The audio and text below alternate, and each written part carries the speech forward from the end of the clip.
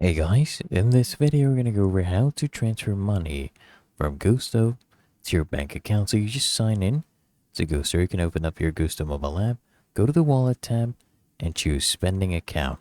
Now I want you to select take money out, choose 1 to 3 business days, and then select add a different bank, and then you just follow the steps to securely, enter your external bank account details using the Plate connection.